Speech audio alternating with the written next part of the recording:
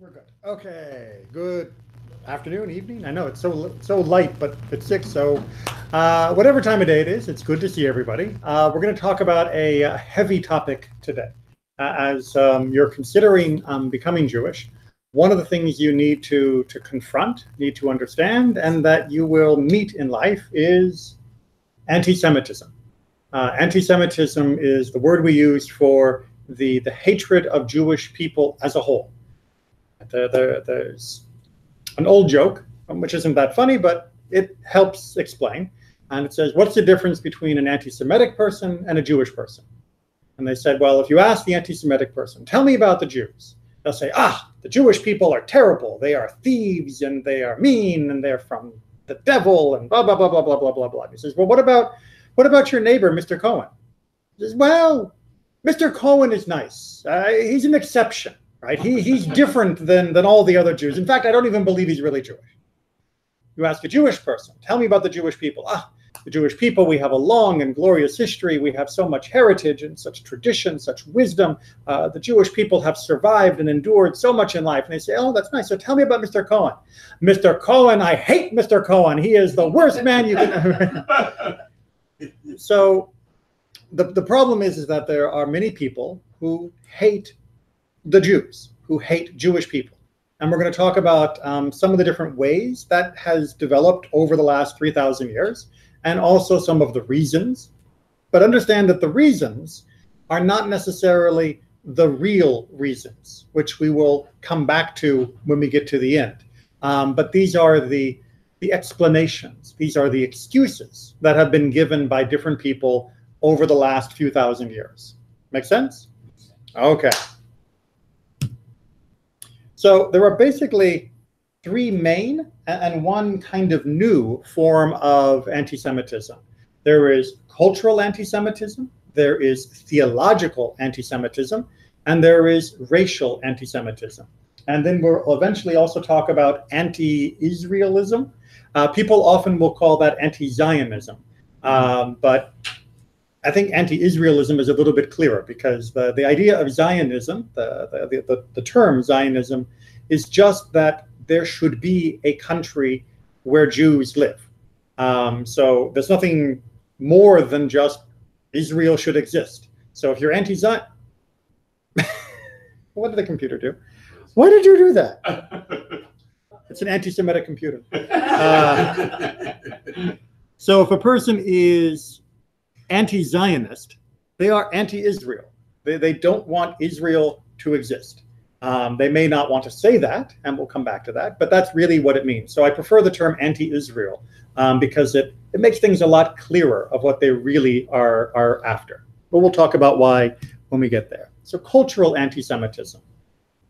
The cultural anti-Semitism is when somebody attacks Judaism as a way of life. The way that Jews live, the form of Judaism as a culture, not necessarily because they don't believe in our religion, not because they believe it's a different race, but they don't like what Judaism makes of the culture of the people.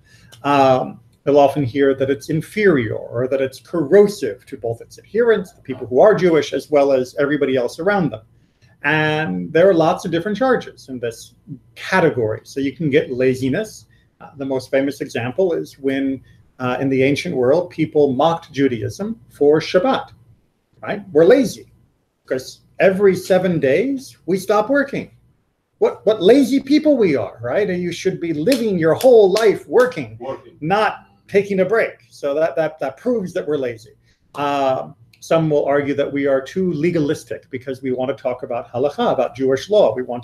When God gave us a commandment, we want to know the details. And when we start talking about those details or arguing about those details, then it can be upsetting to other people who don't like challenges, who don't want those arguments. Or sometimes they're simply opposed to Judaism because Judaism is different than their culture, than their ideas. And they don't like that difference at all. This also covers all the claims of Jews as being dirty, or Jews as being greedy, or Jews as being dishonest in business, or Jews, only worried about the loans and all of that. This all falls under this cultural anti-Semitism. They're not saying that the religion is the problem. They're not saying that our race is a problem. They're saying our way of life is a problem. And this has been going on for a long, long time. In fact, all the way back in the 3rd century BCE, so that's more than 2,000 years ago, you had Manetho, an Egyptian priest and historian, who wrote that the Hebrews were kicked out of Egypt, that we didn't leave because God took us out of Egypt, right? No exodus, no miracles, but they kicked us all out because we were lepers. We had that skin disease, and because we were taught by Moses not to adore the gods, right? We rejected the Egyptian gods. And so his claim, which isn't true, is that the Egyptians got rid of us.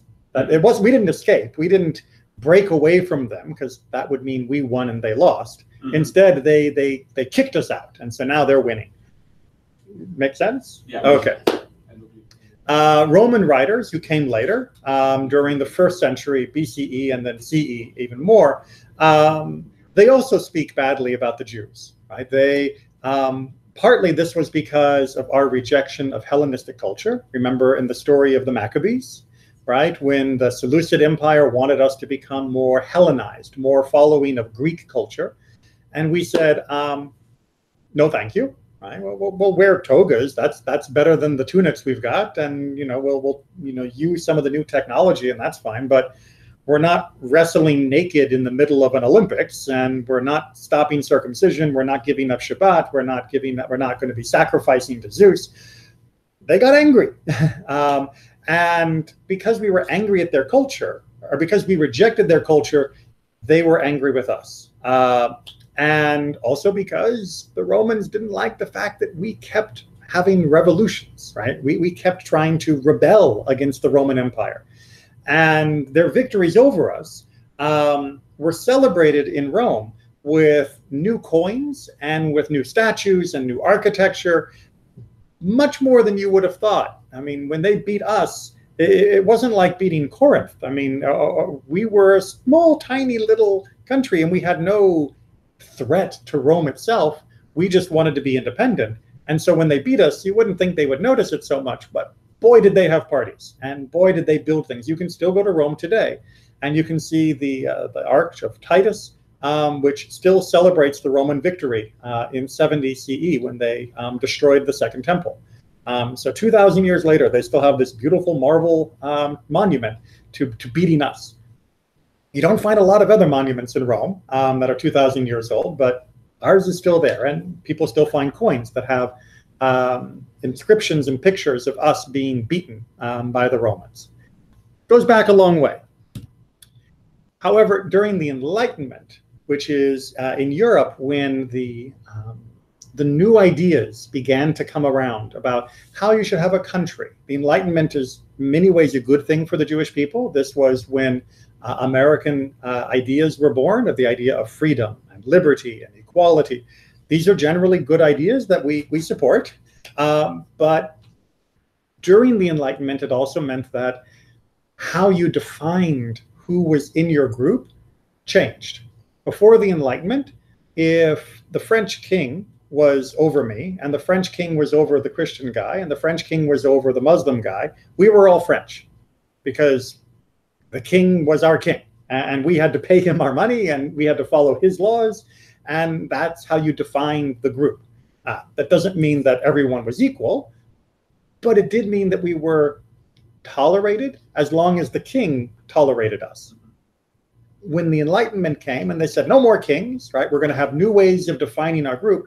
You're part of a group because you belong to the group, not because you belong to the king, but because you belong to each other. That made a lot of people look at the Jews, as they already had been, but it turned up the dial because they began to look at us much more suspiciously, right? And so here we have Johann David Michaels, 1782. So, you know, American Revolution has just finished. We're just about ready to make a new constitution. French Revolution is around the corner. So this is the time of freedom and liberty and all of this around the world. And he says, does the law of Moses make citizenship and the full integration of the Jew into other peoples difficult or impossible? I think it does. Right? So he's basically saying, as long as we're Jews, we can't become part of another country. We can't be a citizen, a good citizen of that country, because the purpose of this law is to maintain the Jews as a people almost completely separate from the other peoples. And this purpose is an integral part of all the laws, down to those concerning kosher and non-kosher food, with the result that Jews have lived as a separate group during 1,700 years of dispersion. Okay, so he mixes in a lot of facts, and then he puts a different spin on it. So yes, how we eat definitely means that I can't eat everything that someone else eats, right? If I go and I'm living in a country and everyone else likes to have bacon, I can't have bacon. And there is a definite feeling that there is a separateness within how I will express my faith, and a separateness in what I need to live comfortably. I need a kosher butcher, or I need a kosher baker, and things like that. But what he takes from that is the idea that therefore we can never be equal citizens, because we would never get along with everyone else, because we would always feel separate. And he points us to evidence as the 1,700 years of the diaspora. He says, look, they've been separate for 1,700 years from us, but we've been separate because we were forced to be separate, right? It's like saying, look, he looks really beat up, but that's because you've been hitting him. It's not the way he is, it's you were hitting. And in fact, if you go back through Jewish law, you'll find in the days before the destruction of the temple and before the harsh decrees of the Romans and others, Jews were very cosmopolitan. We lived around, we lived among many other people in both Israel as well as other parts of the world. And we got on just fine with the majority of them. So there's nothing about Judaism that keeps us apart from other people. But many other people look at our culture and they say, you have different food. You use a different language in your prayers. You dress a little bit differently than me. That means your culture and my culture have to be kept apart. Now, notice how silly this would be. Imagine if someone was to say, that means that Chinese people can never become citizens of the country because they like to eat noodles, because they want to speak Chinese in their home, because they wear Chinese clothes. I mean, that would be crazy. I mean, I know some racists do say that, but I mean, there's nothing about being Chinese and keeping Chinese culture that would keep you from being, for example, in America, a good and full citizen, right? So what, you eat different food at your house and you wear slightly different clothes, or even very different clothes, big deal. As long as you serve on the jury, you are an honest citizen, you vote in elections, you're in full. I don't care how you look and how you dress, and America shouldn't care. But during the Enlightenment, people cared that they wanted the culture to be what we call homogeneous. They wanted it to be the same for everyone. And that wasn't just about the skin color.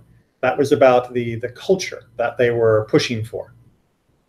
And even one of our supporters, Christian Wilhelm van Dom, who was a little bit more on our side, he said this: but impartiality would demand that if a Jewish and a Christian applicant show equal capability, the latter deserves preference, right? Two people come to interview for a job.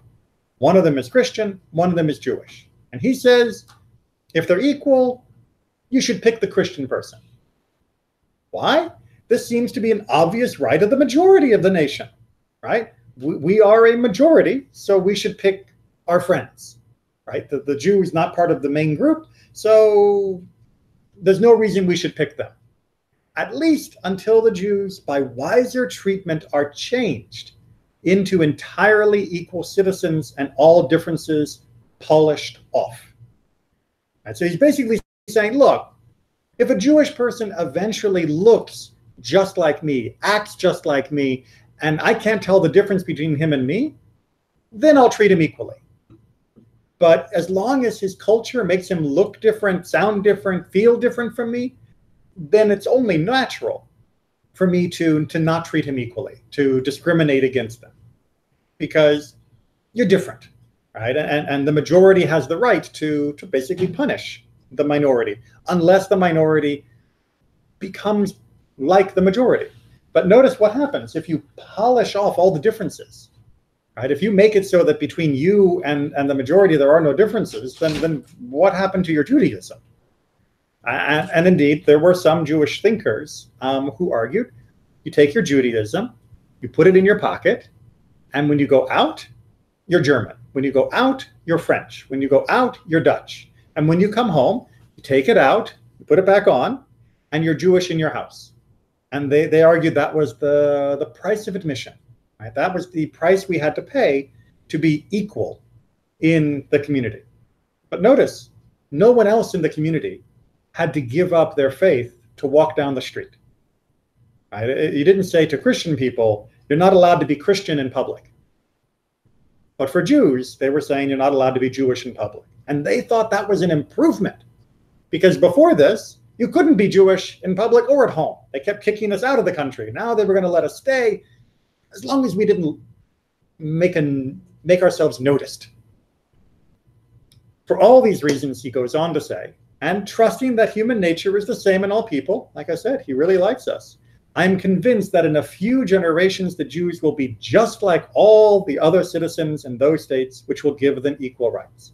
So his dream is that Jews will end up just like everybody else. And then we can love them equally. And this is our friend, right? He is an advocate for Judaism, or for the Jewish people, right? He is on our side. But even he sees as being the ultimate goal that the Jewish culture should disappear. Right? If you want to pray differently in your house or your synagogue, maybe, but everything else should be basically the same. And that is still anti-Semitic, even though he wouldn't have thought it. There is another form of anti-Semitism called theological anti-Semitism. Theological anti-Semitism is when somebody is against Judaism because they think that our beliefs, our religion, is somehow wrong. So in the pagan world, in the ancient world, right, our monotheism, that there's only one God, yeah, the other countries didn't like us saying that. When we said there's only one God and your statues are nonsense, that doesn't exactly make friends. But it goes beyond that. Under Christianity, both Catholicism and Protestantism, there was anger at the Jews' refusal to accept Jesus. This is something that has been a problem for Christianity for 2,000 years, which is if Jesus lived in Israel and Jesus was first talking to the Jews, why didn't the Jewish people all become Christian? And because we didn't. In fact, the vast majority of Jews said no thank you to Christianity when it was developing. And that makes it hard for Christianity to explain to other people. So, imagine you're a Christian salesman and you're going to Rome or any other ancient country, and you're saying, I have a new religion for you. It's called Christianity. It was born among the Jews and now it's here. And they say, but are all the Jews Christian now? They say, no. Well, if you can't convince those people to become Christian, why should I become Christian? And so they had to develop explanations of why Jews were around. We'll touch on that in a second. A similar response is also seen in the Quran, when Jews refused to accept Muhammad as a prophet. If you read through the Quran, there are some very unkind phrases about Jews written by Muhammad that we should basically be punished because we refuse to accept the word of God of the Quran. And it's necessary then to always justify this because the new faith is a replacement for the old faith. This is what's known as, the big word of the day, supersessionist theology. Right? Supersessionist means that if my religion replaces your religion should really go away. Because if it doesn't go away, it's kind of embarrassing. Right? It's just, no, you need to go away because we are the new chosen of God. We are the new prophet of God. We are the new keepers of truth. And so the old people, the old keepers, you need to disappear. Because otherwise it's embarrassing. It's like having your ex-girlfriend hanging around. It's just, it's not cool, not cool. This actually, the supersessionist idea was in a textbook that a student had. My mother, when she was teaching, a student brought into her back in San Diego, and the textbook was about ancient cultures. And it said that in the ancient world, many people believed in many gods. And then there was a chapter about Israel, and it said, but Israel believed in only one God. And when it wrote about Israel, our God became capital G, right? All the other gods were lowercase g, but our God is capital G. And then it goes on another couple chapters, and it says, and Christianity was developed, which, you know, became the religion of the Roman Empire and worshipped God, capital G. But the Jews continued to worship their own God, lowercase g, right? So our God got demoted because they took over. When we were the only game in town, then we got the capital G. But now when Christianity comes in, this textbook for public school knocks us down to lowercase g because the real God is now with the other group. And you see this coming out in especially St. Augustine, who was one of the earliest writers on this. Obviously, I don't really consider him a saint, but that's his title. And so this is what he said.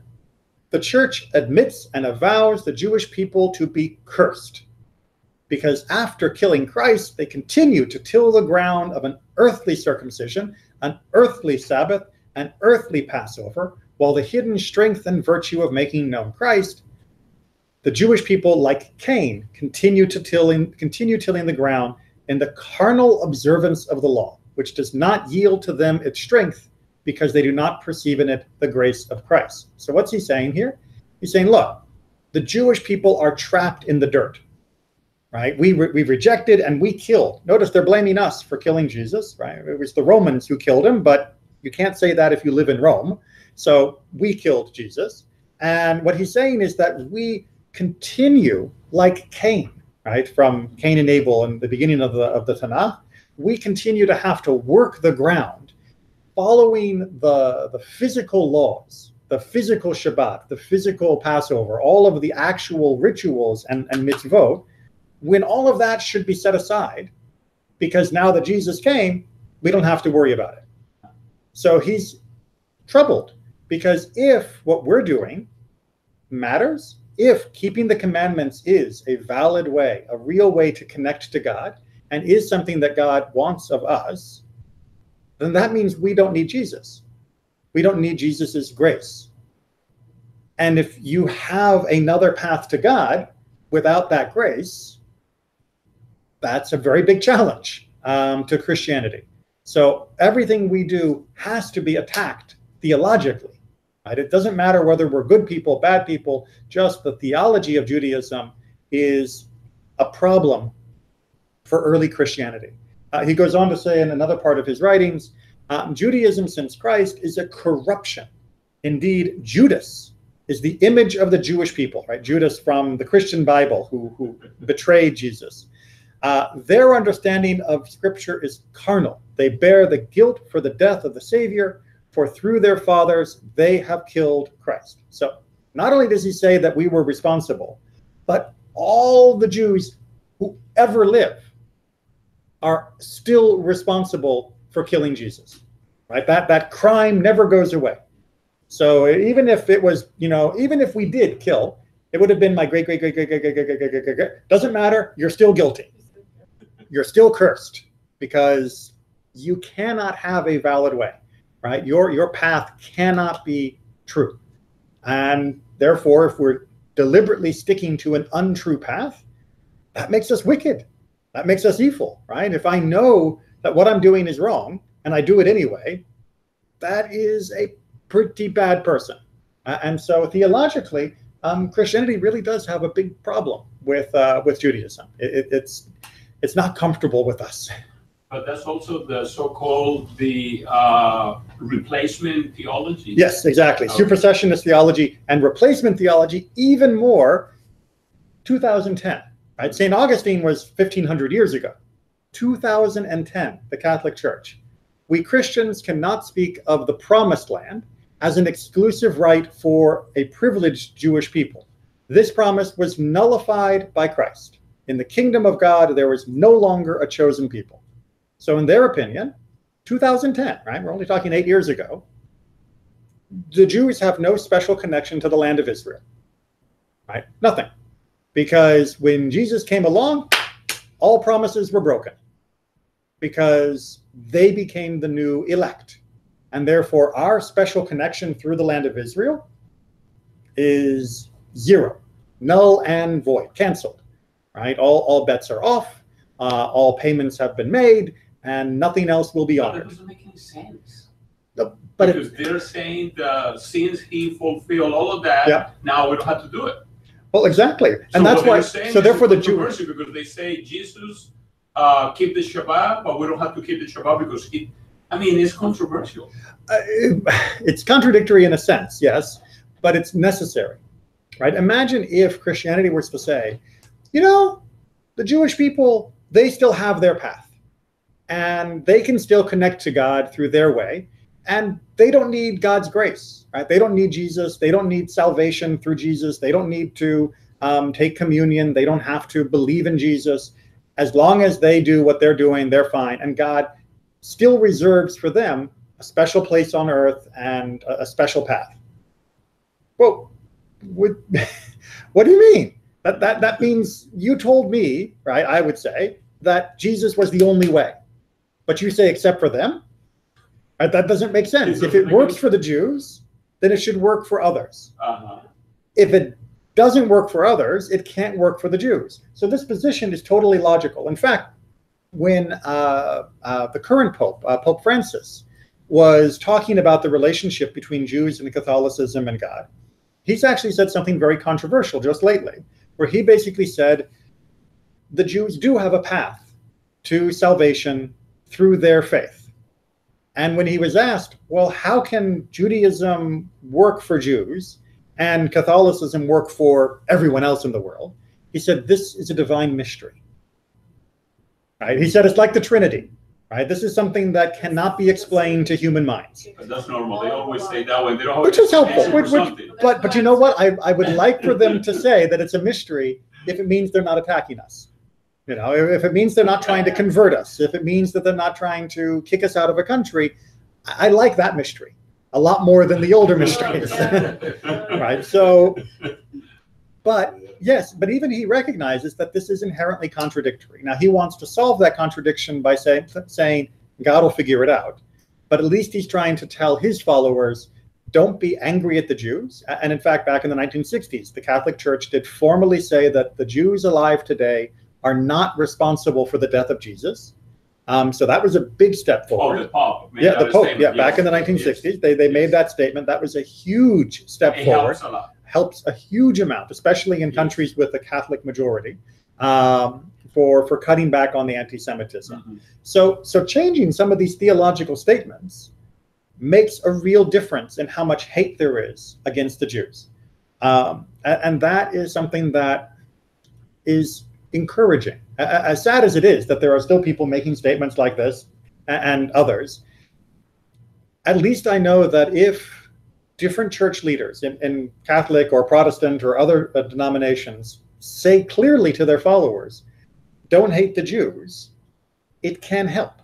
It doesn't get rid of everything, because we still have the problems with cultural anti-Semitism, and we still have the problems, as we'll see, with racial anti-Semitism.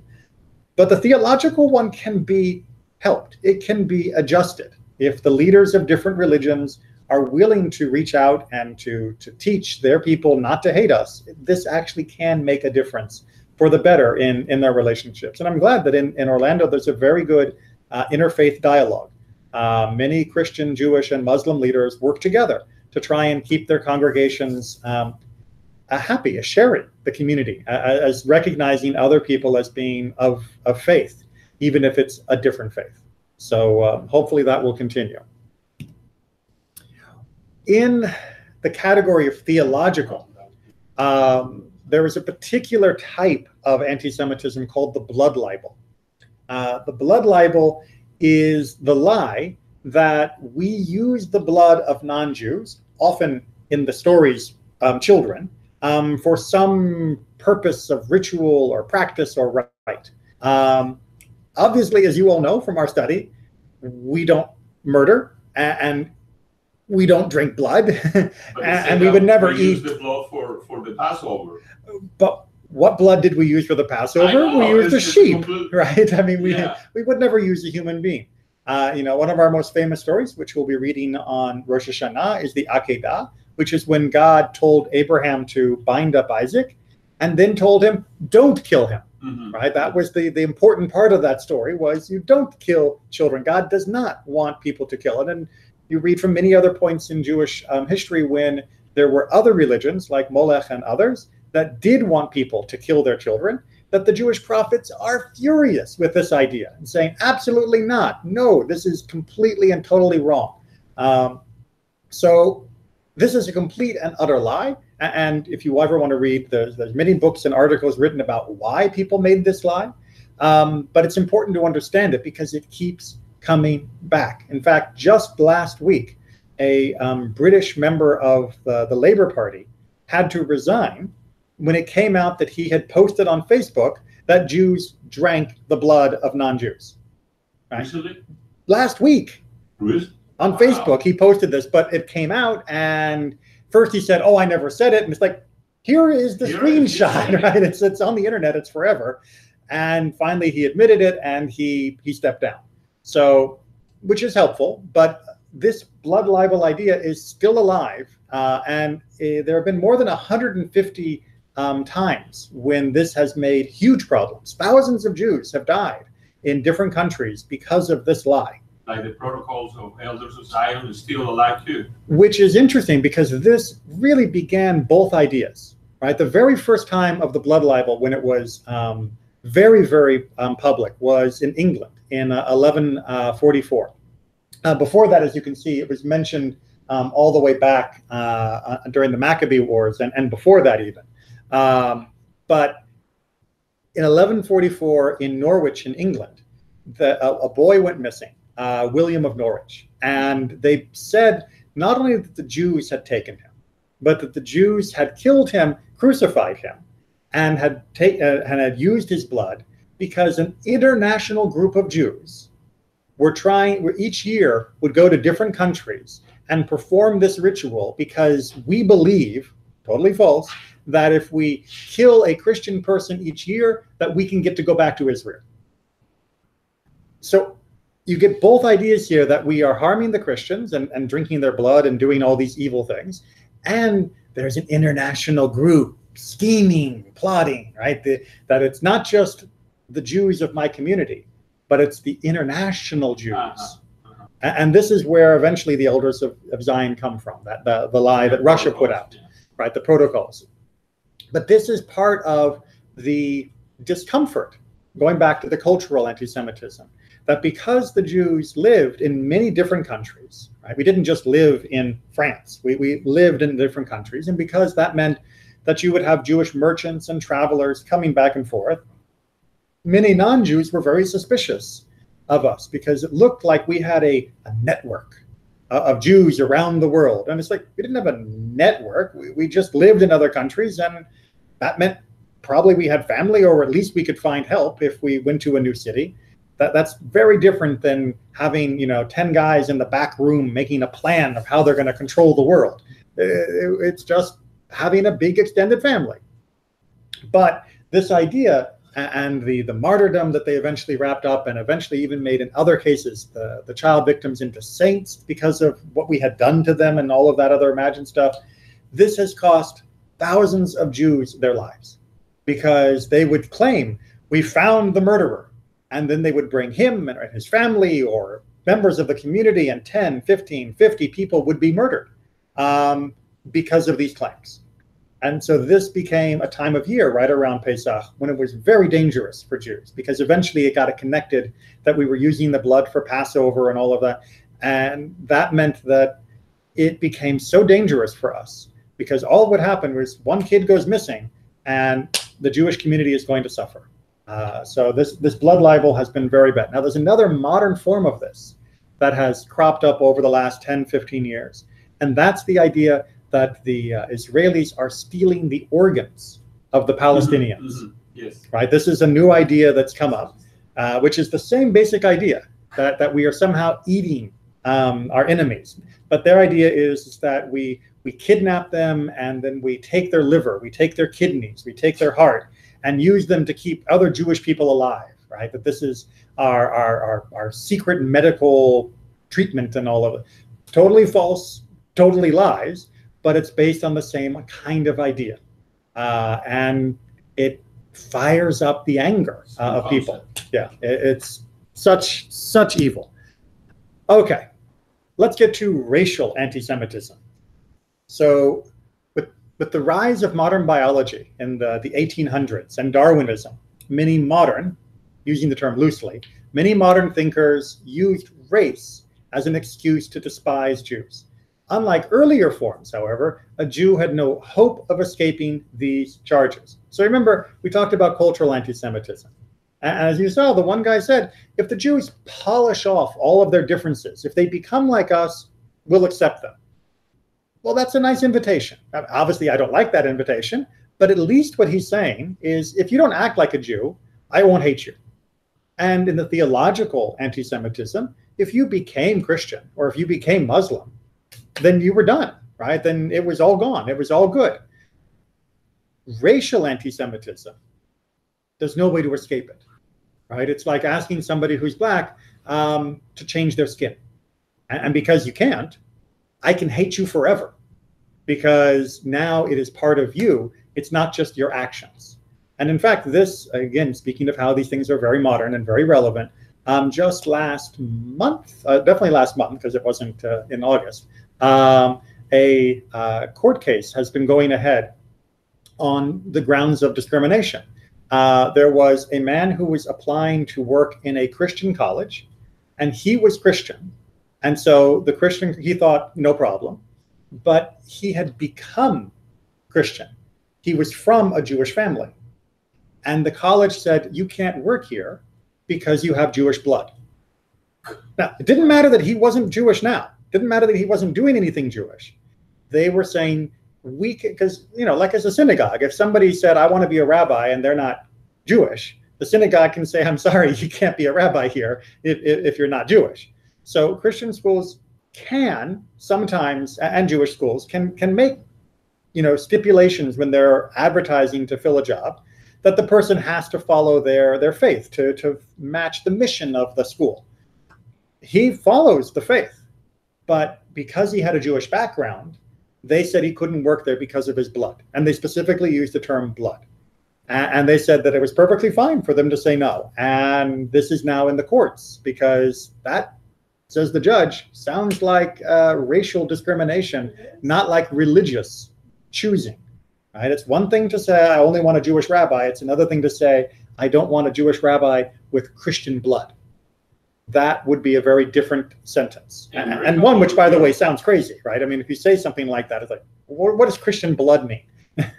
In America or Europe? In Louisiana. Oh, in Louisiana. Yeah. I'm pretty sure it was Louisiana. Don't quote me on that. But okay. So what does this mean? Well, let's go talk to the granddaddy of all racial hatred, Adolf Hitler. He's got some great explanations for this. So this was from one of his interviews early on in his career.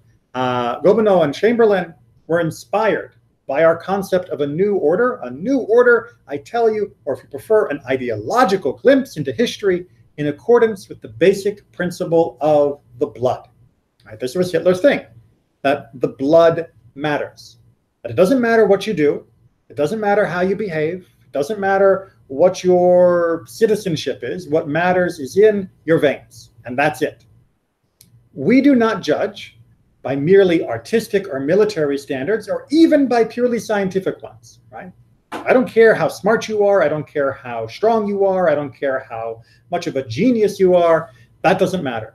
We judge by the spiritual energy which a people is capable of putting forth, which will enable it in 10 years to recapture what it has lost in 1,000 years of warfare. Right? So he says the German people, in their spirit, right, because in their blood, they have this power that they can conquer the world because of their blood, not because of their army, not because of their genius, not because of their art, but because of their blood. As long as you can fire that energy, they can do anything. And I intend to set up a 1,000-year Reich, right, a 1,000-year reign, And anyone who supports me in battle is a fellow fighter for a unique spiritual, I would almost say divine creation, right? He's saying that God wants him to create Nazi Germany. At the decisive moment, the decisive factor is not the ratio of strength, but the spiritual force employed. So Hitler, like most racists, when they talk about race, they're not talking just about biology. They're talking about something that is of beyond biology, that the blood isn't just about, hemoglobin and DNA, but it is about some magic force that's inside the pure blood of the right race to do miracles. And that's ultimately what racists believe, because if you were to look at race in scientific terms, this is crazy, right? Who cares what's in your blood? If you're a genius, you're a genius, right? Who cares what's in your blood? If you're strong, you're strong. And those are the things that matter. But that wasn't the way Hitler looks at it. That isn't the way racists look at it. Carrying on from Mein Kampf, his most famous book, the Jew has always been a people with definite racial characteristics and never a religion. Right? Read that sentence. He's saying Judaism is not a religion, that the Jews are a race and only a race. Only in order to get ahead, he early sought for a means which could distract unpleasant attention from his person. Right? So basically what he's saying is that we fake being a religion, that we are only a race.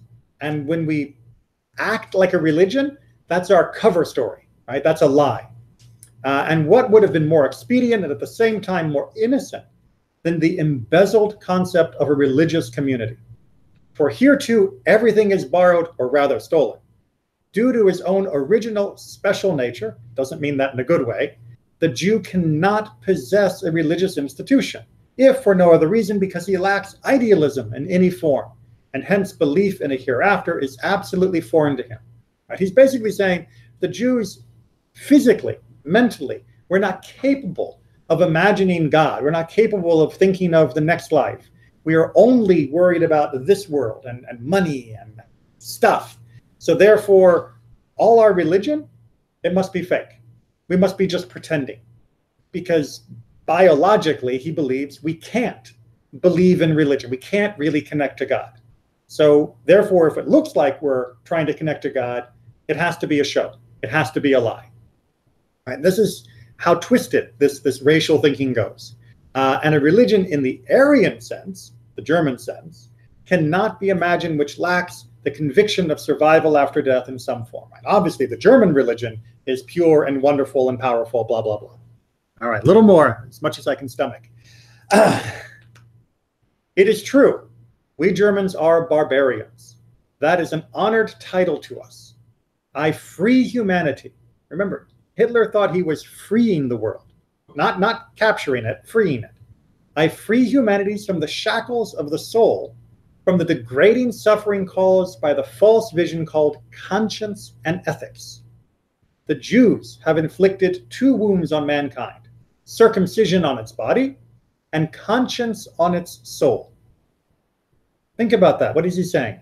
He's saying that we tricked the whole world into being nice, into being kind, into having compassion and having mercy. We tricked the whole world into not letting the strong and powerful crush the weak. Because that's the way the world should work, right? And the world now is wearing chains that we invented that keep the strong people from just blasting through the weak and rising higher, right? In the German conception, the weak people of the world are the fuel that's meant to lift the rocket of the great people. And we said that's bad. And so we've kept them chained to the ground when they should be flying by sacrificing all of the lesser people. So think of what a crime that is, right? They're barbarians. They don't need a conscience. They don't need ethics. They just need to be great. And we've tricked everyone to having these false ideas of conscience rather than the true nobility that he thinks that humanity should reach for. This is all, he says, Jewish inventions. The war for the domination of the world is waged only between these two camps alone, the Germans and the Jews. Everything else is a deception, right? The war that he was fighting, they're going to fight between Russia and France and Germany and America, that wasn't the real war in his mind. The real war was between his vision and Judaism. That's why even when his war was going badly, he still used his resources to try to kill more Jews. Rather than sending more soldiers to the front, he used the trains to send us to the death, because that was his real war. And it was his real war because he believed that was embedded in our blood, right? That the Jews would never stop. You can't just crush us. You can't just subjugate us. You can't just make us slaves.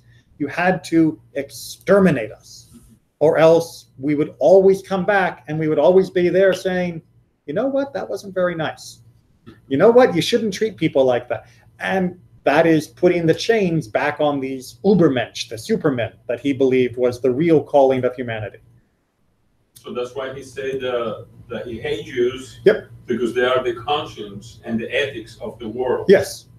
And the ethics that we'd given the world were wrong. When we said that the mighty should not abuse the weak, that was wrong. When we said that a person in power should be kind, that's wrong, right? That the noble person, the Ubermensch, the Superman as he called it, should be free of all of that and simply allowed to soar on the heights of his own greatness. And who cares who he steps on, right? If I step on you, does an elephant care that it steps on a bug? No. If an elephant had to be careful where it was watching, the elephant would not be as great. And that's literally what he believed. And unfortunately, still today, many millions of people believe that there are limits on people that are put there by conscience, and those limits should be taken away. Because if those limits weren't there, then they could be great. But what he added wasn't the theology and the culture, but what he added was the idea that it was in our blood to be like this. That's why he argued that the German Jews, some of which had become totally German, right? They only spoke German, they only ate German, they didn't keep kosher, they didn't keep Shabbat, they didn't ever go to a synagogue, maybe they were even in churches now.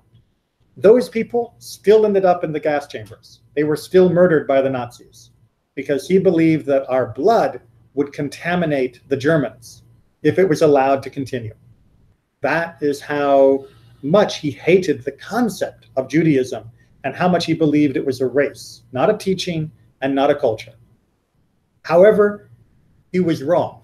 Right? As much as I'd like to say that it's in our blood to be the world's conscience, which sounds kind of nice to me, we're not a race. Right? We are not genetically a race. There is no Jewish race. Right? I mean, the genetic idea of race, as I point out, is very difficult by itself, right? Because there are multiple genes that do lots of different things. There's different genes that combine to tell you what your skin color is going to be, and different genes that tell you what your face shape is going to be, and how high you're going to be, and what your hair is. It's so complicated. You can't just say, this person is black, or this person is Chinese, as like one little switch that turns on and off. It's much more complicated than that. But even if that were true, right? Even if there was a switch for race that was just, you push a button and you know what race you're going to be, like the little forms the government gives us where you fill in the bubble and it says what race you are, because, that makes sense. Even if that were true, Judaism is still not a race, because you can become Jewish, right? Mm-hmm. Somebody who wants to become Jewish, it doesn't matter what bubble they fill in when they send their census form in. All that matters is that they go through the steps to become Jewish. And that clearly is therefore not racial in any definition. There is no genetic component to Judaism, right? Do many Jews share, because of our Semitic background, similar genes? Of course. Do those genes make us Jewish? No. Right? It's part of our biological history, but it has zero to do with our identity. And that's why our door is open to anybody who comes from any country or any race or genetic background to want to become Jewish. Welcome. And that, in and of itself, absolutely defeats this whole notion that Judaism is a race. Like I said, even if it were a race, everything that Hitler and other racists against Jews say is wrong. But they're wrong even from square one. even from the beginning of their ideas. Okay, moving along. Anti-Semitism, you will discover, racial, cultural, all of this stuff, is very flexible. Basically, what happens throughout history is whoever the group is angry with, they will often blame the Jews for being connected to. Right? So it's not that they don't like us because we did X. They don't like X, so they say we did it. Right? We are the convenient scapegoat, to use the term we'll talk about on Yom Kippur. And they can hang around our neck anything. So in 1890 to 1990s, we're fighting the communists, right? So therefore, Jews must be communists. And you'll find many of the writings from those things say that Jews are communists, and the Jews invented communism, and the Jews spread communism, blah, blah, blah, blah, blah. At the same time, 1800 to modern day, there are many communist theories fighting against the capitalists. And what did those people say? If you went to the Soviet Union, if you went to many of the early socialist thinkers, they said the Jews are all capitalists. Right? One side says we're communists, the other side says we're capitalists. We can't be both. But it's not about what we are, it's about what they hate. And what they hate, they then attach to us. Right, it's just because it's not about hating us because we're communists. They're calling us communists because they already hate us. And that just is a new convenient thing. Labels. Labels, yeah. 1960s to the modern day, people are fighting against civil rights abuses. So what do they say? Jews are racists. There's no evidence that Jews are more racist than any other group in the world. But because they already don't like the Jews, this label gets stuck on very conveniently. And as we've talked about before, as far as Judaism goes, the religion is absolutely not racist. Are there some individual Jews who are jerks? Of course. Welcome to the world. But does that mean that Judaism is racist? 100% not. 2007 to modern day, the world faces economic collapses, right? And what do you hear immediately after the collapse in 2007, 2008? It's the Jews' fault, right? It's the Zionists' fault. Right? When 9/11 happened, what did you hear people said? Mossad, right? The Israeli Secret Service. They were the ones who took down the World Trade Center. And they even say that day, not a single Jew worked at the World Trade. Yeah, except for all of the Jewish funerals. Except for all the Jewish funerals for all those people. Yeah. Because there were hundreds of Jews who were killed on that day. So apparently we didn't really get the memo. Unfortunately, anti-Semitism has been rising lately. The latest number I could find in 2015 showed a 100% increase in anti-Semitic attacks and activities in this country. Right? The anti-Semitism right now is getting worse. Oh, it's getting worse. I just found out that there is over 62 groups in Florida alone. That are hate groups. Yes, that sounds right. That's a lot. Yes, it is. Yes, it is. And, between, a lot of the things are not major, right? They call in bomb threats that are fake. They spray paint on synagogues. They'll spray paint rabbis' homes with swastikas and things like that. There'll be broken windows and things like that. So it's not that people are being killed, but it is becoming more acceptable. I know from working with our bar mitzvah students that almost all of them, they're all in middle school, have told me of at least one or two anti-Semitic jokes or pranks or horrible insults that other kids have said to them. It's shocking. When I was a little kid, all the way from kindergarten through senior year high school, I think maybe there was like one anti-Semitic joke that I ever heard, but these kids are hearing it already by the time they're in 7th grade and hearing it a lot more than once. Not long ago in Hancock, I don't remember, somewhere here, a family had a hankia outside the house, and somebody came and broke it. Yep. Or the neighbors around the house came and helped the person to put it back. And that's a very important thing, right? Which is, even though there are more attacks, the actual people who are anti-Semitic seems to be going down, right? So there's a weird feature that's happening, which is more people are giving up anti-Semitism, but the people who are left are being more aggressive. Oh, okay. So there are fewer people. So it's not that it's more, it's just that it's more action, action, but fewer people. Okay. And which is good and bad. It's like saying, you know, there are fewer people committing murders, but each person kills more people. I mean, I'm glad that there aren't as many murderers, but I don't want as many murders at all. So it's hard to celebrate. All right. Europe is growing a lot too. Yes and no. We're going to come back to that. Oh. I've got something about Europe in just a bit, but we're running late because we started late. Anti-Israelism. I told you we'd come back to this. First of all, understand, it is entirely possible, absolutely okay, to love Israel and also criticize her government or specific policies, right? It's just like in America, right? You can say, I love America, but I don't like what my congressman did. That's fine, right? Those sentences are perfectly good, right? In fact, in Israel, the vast majority of Israelis do that every single day. Israelis love arguing about politics and the government and what the country should do. And only 30% of the Israelis actually voted for the current leader, Benjamin Netanyahu, in the last election, right? Because of the way the Israeli government works, right? We have a coalition where it's a group of political parties. The largest party becomes prime minister, but the largest party only got like 30% of the vote. So that means 70% of the country thinks a different person should be the leader. Okay, they ended up with the one they've got the policies they've got, and a lot of people like some of it, and a lot of people dislike a lot of it, and a lot of people, almost everybody, argues. That's okay, right? That doesn't make them anti-Semitic. It doesn't make them traitors, right? I can stand up in the middle of the street in America or street corner and say, I don't like the policy of our government on this topic, on that topic. I'm not a traitor. I'm a good citizen if I'm concerned about something, right? Protest, complaint, this is natural. And we, outside of Israel, both Jews and non-Jews, we're allowed to do the same, right? So I can say, I don't like what Israel's doing on this policy. You've heard me talk about the role of women in Israel, the issues about religious freedom in Israel concerning Judaism especially, and you've heard me criticize what Israel does. I still love Israel with my entire heart and soul, and that's why I want her to do better, but I'm allowed to criticize, and Israel can criticize me. And you know, France can criticize Israel, and Israel can criticize France. That's all okay. So where does it become a problem? Where is it anti-Israelism rather than just criticism, right? Because criticism is okay, but when does it become hateful?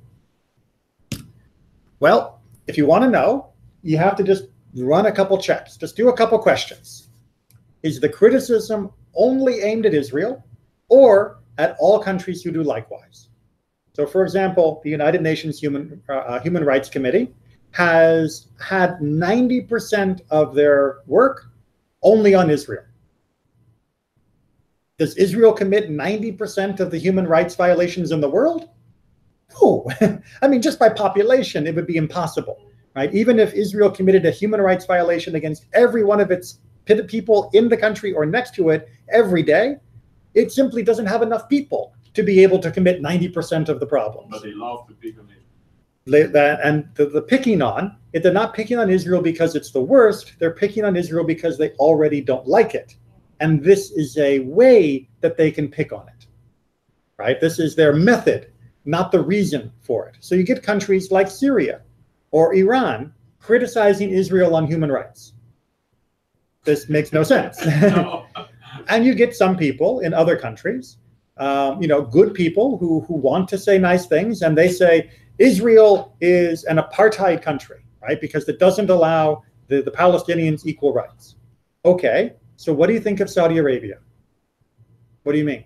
Well, I'm a Jew. I can't go live in Saudi Arabia. No. Right? I can't even go into Saudi Arabia with a copy of the Jewish Bible. Oh, well, that's their choice. Excuse me. Or the countries that doesn't let you get in just because you have an Israeli passport. Exactly. But they can go to Israel. Absolutely, right? So when you see that double standard, right? This country, it's okay, but Israel, it's not. Then you're dealing with anti-Israelism, right? That's not a criticism. That's anti-Semitism. Because if you're using one ruler for this group and one ruler for that group, then you've got a problem. Similarly, is the critic able to acknowledge policies where Israel deserves praise? Right? So if you say, look, the standard of living for Arab Israelis, right, non-Jewish Israelis, is much higher in Israel than any of the countries around it, right? An Arab who lives in Syria or who lives in Jordan, who lives in Lebanon, they are much worse off than an Arab who lives in Nazareth, in the middle of Israel. Do you think that's a good thing? And they say, no, because they still don't do this and they still don't do that. Like, I know you want more, but can you at least see that they have more freedom? They can vote, and their vote actually counts. They have a free press. They have equal opportunities for men and women. They can be in the actual government.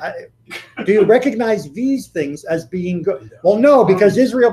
Can you imagine having an Israeli-owned Iran government right. or so one of those countries? That's where you know you're dealing with anti-Israelism, or you're dealing with anti-Semitism. If the person says, yes, I see that, and I'm glad that Israel does better than Jordan for the Arabs who live there, but I wish Israel also ... That's okay, right? That's real criticism. That is an honest critique saying, I see the good and I see the part I want to change. That's fair. I may disagree with what you want to change, and I may definitely disagree with your end goal, but at least you see good and things that need change. You don't only see problems, because if you only see problems, you're not looking with both eyes. Similarly, is there an alternative policy suggested? One of the best ways to expose what a person really thinks about Israel is to ask them what they want Israel to do. Right? So they say Israel should, not oppress the Palestinians. Okay, good sentence. I don't like oppression either. What does that look like? Does everybody pack up their suitcase and leave? Does Israel just pull back to the 1967 borders? And then what happens? Does that mean Israel has to let anybody come into the country that you think can come into the country? Does that mean all the Israelis have to go live in the ocean? What do you think happens next? And if they have real solutions, if they say, yes, I think there should be a two-state solution, there should be a Palestinian state, there should be an Israeli state, and the Palestinian state should be independent, the Israeli state should be independent, now we're talking. That's okay. But if they don't really have a vision, they just say, Israel is wrong, Israel should change, Israel should stop, and they don't say what happens next, then they're just angry anti-Semites, and they're using Israel as an excuse. Because no one would ever criticize another country for doing that. You have to criticize the problem with a solution, or else you're only criticizing the people, not the actual policy. And are all attacks against Israel justified, no matter how indiscriminate? So when a person runs into a kindergarten and shoots the 5-year-old children, will you tell me that's okay? Because if you tell me that's okay, then you're not a critic of Israel, you're an anti-Semite. Then we have a problem. Yeah, it's just, there's no way to justify that. If you want to tell me that somebody shooting an Israeli soldier is okay because there's war between the two countries, I disagree, but we can talk, right? Somebody shooting a soldier, we can talk about why that happened and what happened and whether it was right or wrong or fair or justified. We can have that conversation. But if you will tell me that every attack against everything Israeli is always fine, somebody walks into a pizza shop and blows up, someone blows up a bus, someone burns down a forest, that's all okay, then you're not actually thinking about the problem. You're thinking about how much you hate Israel. And that's not criticism, that's hate. Okay, we're really running late. So we'll talk about this maybe another time. What's more important is to get to... Good topics, Rabbi. Okay, responses. So let's get to some of the good things. So this is from Diana Muir, a researcher. On any given day, one can find some eminent European, who asked about European anti-Semitism, gravely explaining to reporters that harsh and disproportionate criticism of Israel is not anti-Semitic. It's okay to focus only on Israel. And their protestations sound plausible. So 2 Connecticut professors got curious about the constant denials that extremely harsh critics of Israel were anti-Semitic. Kaplan and Beach decided to examine the issue. They asked whether individuals with strong anti-Israel sentiments are more likely to also support anti-Semitic slurs, like Jews have too much power in their country today. And what did they find? The correlation was almost perfect. In a survey of 5,000 Europeans, people who believe that Israeli soldiers, quote, intentionally target Palestinian civilians, or Palestinian suicide bombers who target Israeli citizens are justified. The people who agree with that also believe that Jews don't care what happens to anyone but their own kind, or Jews have a lot of irritating faults. Standard anti-Semitic statements about Jews, not about Israel. However, the study's other interesting finding was that there was only a small fraction of Europeans who believed any of those things. So the vast majority of Europeans are not anti-Semitic, and they're also not irrationally anti-Israel. They may have criticisms of Israel, but they're not anti-Semitic criticisms of Israel. Just like if they have criticisms of Germany, they're not anti-German criticisms of Germany. But the people who make the most noise are the ones who are anti-Semitic, because those are the people who are on Facebook, on Twitter, on the news, writing the newspaper articles, leading the protests, shouting, getting attention. Those are the people who, in fact, their anti-Israelism is anti-Semitism. And that's very unfortunate, because then it makes us think that all Europeans hate Israel. It's simply not true. They're really good at using the media. Yeah, of course. Right? That's the whole strategy. But then we don't do nothing to defend ourselves. Oh, we do, but... I mean, well, we do, but no, you know, which brings in me proportion of what they do. Which brings me to my last quote from Jean-Paul Sartre, the existentialist philosopher from France, 1945, right after World War II. The anti-Semite has chosen hate because hate is a faith. At the outset, he has chosen to devaluate words and reason, right? Faith is not open to words and reason, right? I can't convince you to believe in God, and if you believe in God, I can't convince you to stop believing in God. For the anti-Semite, they believe in hate. Words can't change that belief. Once they hate us, there's no reason that can change their mind, right? Experiences sometimes can. And in fact, there have been lots of people who were anti-Semitic, Ku Klux Klan, skinheads, etc., who did become fine, normal, and non-hateful people, but not because of a very careful speech, but because they had an experience. They met Jewish people, or they met people from different races, and they began to change their opinion. So, how futile and frivolous discussions about the rights of Jews appear to him, right? You talk to somebody who's an anti-Semite about how Jews are equal, and it's just blah, blah, blah, blah, blah. They're not listening to any of it. If out of courtesy, he consents for a moment to defend his point of view, to actually explain why he hates Jews, he tries simply to project his intuitive certainty onto the plane of discourse. What's that mean is, we talked about, remember, the flexibility of anti-Semitism. I hate Jews, but I can't just say I hate Jews because it's in my stomach. I have to say I hate Jews because, and then they pick anything that they can use as an excuse for hating. I hate Jews because they make servants insubordinate, because a Jewish furrier robbed me, right? Some Jewish merchant robbed me. So I'm going to hate the entire people of Israel because one person was bad? It's clearly nonsense. And they know that their remarks are frivolous, open to challenge, but they are amusing themselves. They're just playing around, right? For it is their adversary who is obliged to use words responsibly, since he believes in words. So remember how you said, why don't we do more to push back against the anti-Semites? We do, but here's the problem. We have to actually use words. We have to make sentences that make sense. We have to use arguments and explanations and reason. They don't. They don't. Yeah, so that's the difference. It's like somebody showing up and saying, okay, we're going to have a boxing match, and they're going to cheat, but you can't. Uh-huh. Okay. Exactly. But we still fight.